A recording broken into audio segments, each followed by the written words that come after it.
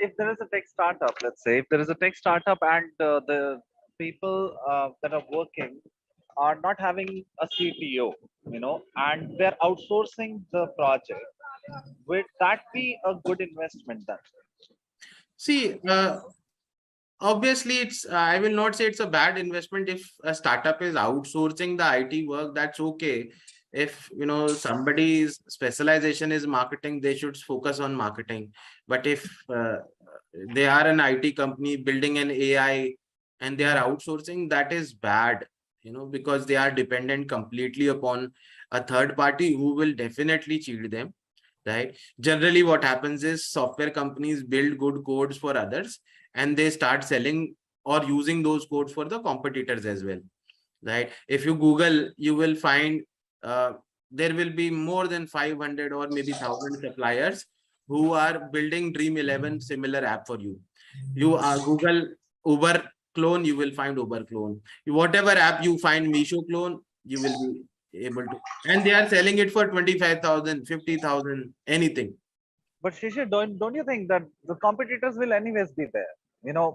Once the idea gets hit, there will always be competition. That is good. Competitors is good. But if you are paying 50 lakh for building a product and your competitor got it for 50,000, then there is a problem, isn't it?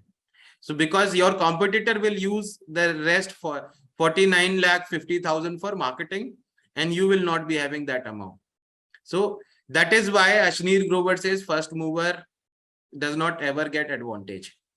Advantage comes when you are third or fourth or fifth or sixth mover, right? First mover, and this is what I also believe. Being the first mover never helps you because you keep on building the product, you keep on building the market, you keep on convincing the customer, and somebody else will wipe away the entire market, by selling it for cheap because they have the advantage of time. It's just like Big Boss. People who are coming later after watching everything, they tend to know more, right? So they have advantage. They have knowledge advantage. They know the style. Similarly in cricket also, people who are they have watched, they have set the field, they understood everything. Then they are coming, they understand, right? So it's always good to support startups which are very much frugal. Frugal is the keyword here, and I always believe in frugality. If you are, for me, somebody buying an application for 50,000 rupees building the business is good. I will not say, "Arey, तूने क्या कर दिया? तूने क्या करा? 50,000 में खरीद लिया." No, I will never say that because I understand the founder is becoming frugal.